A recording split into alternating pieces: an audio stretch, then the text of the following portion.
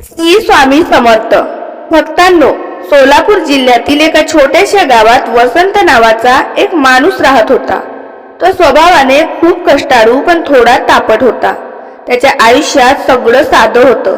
शेती, घर आणि त्याचा एकुलता एक मुलगा रोहितवर त्याचा खूप जीव होता, पण त्याच्यावर तो खूप कडकही होता. शिस्त हवीच या विचाराने तो नेहमी मुलावर ओरडायचा, चुका दाखवायचा, पण प्रेम व्यक्त करायला त्याला जमत नव्हतं. रोहित मात्र वेगळ्या स्वभावाचा होता. शांत, थोडा भाऊ आणि वडिलांच्या रागाने आतून घाबरलेला. त्याला वडिलांची भीती वाटायची, पण त्याच वेळी त्याच्या प्रेमाची ओढही होती. घरात वातावरण असं झालं होतं की दोघांमध्ये संवाद कमी होत चालला होता. वसंतला वाटायचं की तो मुलाला योग्य मार्ग दाखवतोय, पण रोहितला ते फक्त राग आणि दडपण वाटणं होतं.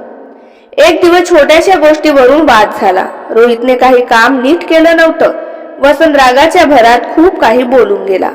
असे शब्द जे कोणाच्याही मुलाच्या मनात पण त्याच्या खोलवर जखम करून शकतात. त्या रात्री रोहित शांत होता, पण त्याच्या मनात खूप काही चालू होतं. पहाटेच तो घरातून सकाळी बाहेर निघून गेला, कुणालाही काही न सांगता. सकाळी आई उठली तेव्हा रोहित दिसला नाही.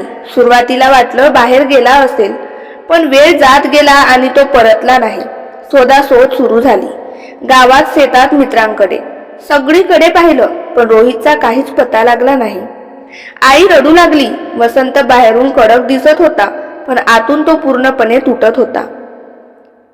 दिवस गेला. एक दिवस, 2 दिवस, आठवडा झाला. रोहितचा काहीच मागसूम नव्हता. वसंतची अवस्था दिवसेंदिवस वाईट होत गेली. त्याला स्वतःचे शब्द आठवू लागले. मी काय बोललो हा प्रश्न त्याला सतावत होता.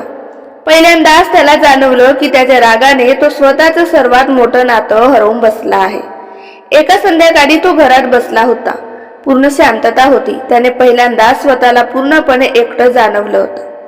तो उठला आणि घरात कोपऱ्यात असलेल्या देवघरात गेला. तिथे स्वामी समर्थ यांचा फोटो होता. तो अनेक वर्षापासून तिथेच होता, पण वसंत कधी मनापासून त्यांच्या समोर बसला नव्हता. त्या दिवशी मात्र तो खाली बसला, हात जोडले, पण शब्द बाहेर येत नव्हते. काही क्षण तो तसाच शांत बसला आणि अचानक त्याच्या डोळ्यातून अश्रू वाहू लागले. तो हळू आवाजात म्हणाला, महाराज, मी चूक केली. माझ्या रागाने मी माझा मुलगाच हरवून बसलो. मला तो परत मिळवून द्या, नाहीतर मी स्वतःला कधीच माफ करू शकणार नाही. तो बराच वेळ तसाच बसून राहिला. त्या शांततेत त्याला अचानक एक विचित्र स्थिरता जाणवली. जणू काही कुणीतरी त्याच्या मनात बोलत होतं, शोध बाहेर नाही, आधी स्वतःमध्ये बघ. वसंत दचकला. त्याने आजूबाजूला पाहिलं. कोणीच नव्हतं, पण तो आवाज त्याच्या मनात स्पष्ट ऐकू येत होता. त्या रात्री त्याला झोप लागली नाही. तो स्वतःच्या विचारांमध्ये हरवून गेला.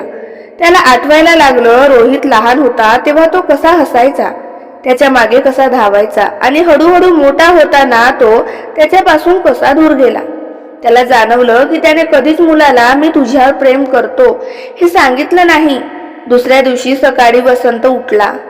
त्याच्या मनात एक वेगळाच निर्धार होता. तो पुन्हा देवघरात गेला आणि शांतपणे म्हणाला, महाराज, मी शोधायला निघलोय, पण यावेळी फक्त माझा मुलगा नाही तर माझी चूकही शोधणार आहे. तो गावाबाहेर निघाला. त्याला माहित नव्हतं रोहित कुठे आहे, पण तो चालत राहिला. प्रत्येक ठिकाणी चौकशी करत होता. दिवस गेले. थकवा, निराशा सगळं होतं, पण तो थांबला नाही. एक दिवस तो एका लहानशा बस स्टँडवर पोहोचला. तिथे काही मुलं बसली होती. त्याच्या नजरेला एक ओळखीचा चेहरा दिसला. तो रोहित होता. थोडा क्रूस, थोडा थकलेला, पण तोच. वसंतच्या पायाखालची जमीन सरकली. तो हळूच त्याच्या जवळ गेला. रोहितने वर पाहिले आणि तो थबकला. काही क्षण दोघंही काही बोलले नाही. सगळं काही त्या नजरेत होतं. वसंतच्या डोळ्यातून अश्रू वाहू लागले. तो हळू आवाजात म्हणाला, रोहित, मला माफ कर. हे शब्द त्याच्या तोंडातून पहिल्यांदाच बाहेर पडले होते. रोहित काही बोलला नाही, पण त्याच्या डोळ्यातही पाणी आलं. काही क्षणानंतर रोहित उठला आणि वडिलांना मिठी मारली. त्या मिठीत सगळं होतं, राग, वेदना आणि सर्वात महत्वाचं म्हणजे परत मिळालेलं नातं. दोघे घरी परत आले. त्या दिवसानंतर वसंत बदलला. तो अजून शिस्तीचा होता, पण आता त्यात प्रेमही होतं. आणि अजूनही रोहित, तोही आता घाबरत नव्हता, कारण त्याला वडिलांचा प्रेम जाणवायला लागलं होतं. वसंत रोज देवघरात बसायला लागला, काही मागण्यासाठी नाही तर फक्त धन्यवाद देण्यासाठी. कारण त्याला समजलं होतं, स्वामी चमत्कार बाहेर करत नाही, ते माणसाच्या मनात करतात. आणि एकदा मन बदललं तर सगळं आयुष्य बदलतं.